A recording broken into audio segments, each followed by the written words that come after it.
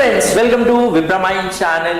आज इस सेशन में हम डिस्कस करेंगे 4 इंपॉर्टेंट बुक्स फॉर मैथमेटिक्स जो हर एक स्टूडेंट को रिफर करना चाहिए जब भी स्टूडेंट 8 से 9th में प्रमोट होता है या 9 से 10th स्टैंडर्ड में प्रमोट होता है in CBSE board. So this video is specifically for 9, 10, 10th standard students of CBSE board.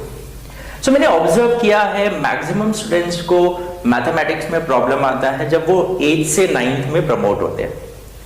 So मैंने देखा है मैक्सिमम बच्चे 8th स्टैंडर्ड में वो they are stick to only NCERT text book. वो एनसीईआरटी टेक्स्ट बुक के अलावा दूसरे बुक्स को रिफर नहीं करते। सो नॉर्मली 8 तक तो चल जाता है बट 9th और 10th में उनको डिफिकल्टीज आने लगती है। सो अगर आपको मैथमेटिक्स में कॉन्फिडेंस बढ़ाना है तो आपको ये 4 बुक अगर आपने प्रॉपरली रिफर किया, उसके क्वेश्चन सॉल्व किया तो आई एम श्योर आपका कॉन्फिडेंस इजीली इंक्रीज हो जाएगा। I can say that mathematics is one of the easiest subject. अगर आप उसको प्रॉपर वे से पढ़ेंगे, मतलब प्रॉपर वे से प्रैक्टिस करेंगे, प्रॉपर अप्रोच से अगर आप करेंगे मैथमेटिक्स तो आपका वो सबसे इजीएस्ट सब्जेक्ट बन जाता है। लेकिन अगर आप प्रॉपर वे से नहीं करेंगे, प्रॉपर प्रैक्टिस नहीं करेंगे तो आपका सबसे डिफिकल्ट सब्जेक्ट मैथमेटिक्स हो जाता है। सो अगर आपको मैथमेटिक्स इजी बनाना है, उसमें कॉन्फिडेंस बढ़ाना है और अच्छे परसेंटेज स्कोर करना है तो मैं ये 4 बुक्स जो आपको बता रहा हूं, अगर आपने इसको प्रॉपरली रिफर किया तो आई एम श्योर आपको अच्छे परसेंटेज आ जाएंगे and even you can score 100 out of 100 in mathematics.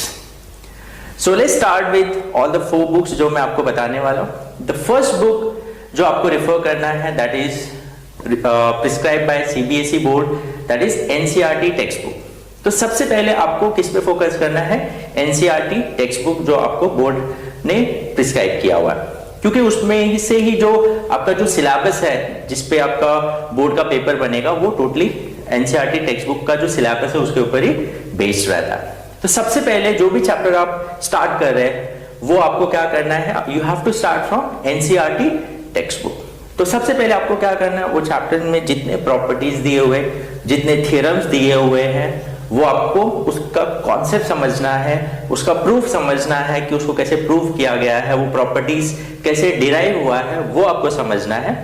उसके बाद वो चैप्टर में जितने एक्सरसाइज दिए हुए आप उसको सॉल्व करना है, उसको समझना है एंड इंक्लूडिंग आपको 9th स्टैंडर्ड में कुछ चैप्टर्स में आपको ऑप्शनल एक्सरसाइज में मिलेंगे 9th एंड 10th में, आपको वो ऑप्शनल एक्सरसाइज भी प्रैक्टिस करना है, वो क्वेश्चंस भी आपको सॉल्व करना है, उसको स्किप मत करिए। एंड नेक्स्ट थिंग, ये सब होने के बाद मैक्सिमम बच्चे स्किप कर देते हैं, वो होता है सॉल्व एग्जाम्पल्स। तो वो जो चैप्टर आप कर रहे हो तो उसके अंदर जो भी सॉल्व एग्जाम्पल्स दी है उसको भी आपको सॉल्व करना है, उसमें जो प्रॉपर्टीज यूज हुए, उसमें जो थ्योरम्स यूज किए हैं वो आपको समझना है।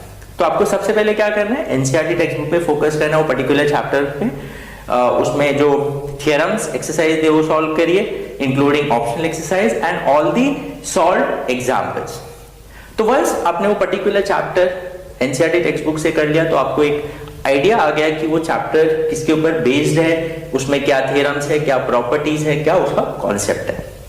द नेक्स्ट बुक जो आपको फॉलो करना है वो एक चैप्टर होने के बाद that is Oswal question bank for mathematics. I can say it is one of the very good book मैं बोलूंगा, क्योंकि इसमें आपको बहुत से टाइप के क्वेश्चंस मिल जाते हैं and the main thing of this book is उन्होंने बाइफरकेट किया हुआ है 1 mark question, 2 mark question, 3 mark question and 4 mark question. तो आपने जो चैप्टर सॉल्व किया है वो चैप्टर आप ओसवाल क्वेश्चन बैंक से सॉल्व करिए तो आपको एक आइडिया आ जाएगा कि 1 मार्क के क्वेश्चन जो होते हैं वो पर्टिकुलर चैप्टर पे कैसे बनते हैं, 2 मार्क के क्वेश्चंस कैसे बनते हैं, 3 मार्क के क्वेश्चंस कौन से होते हैं एंड 4 मार्क के क्वेश्चंस कैसे होते हैं। तो आपको एक आइडिया आ जाएगा कि 1 मार्क 2 मार्क के क्वेश्चंस कैसे वो चैप्टर्स पे आ सकते हैं। इवन उन्होंने अभी तक जो भी बोर्ड एग्जामिनेशन हुए उसमें जो क्वेश्चंस आए हुए वो भी उन्होंने उसमें इंक्लूड किया है। तो you get the idea about the marking scheme और कौन से टाइप के क्वेश्चन कितने मार्क के लिए आ जाता है।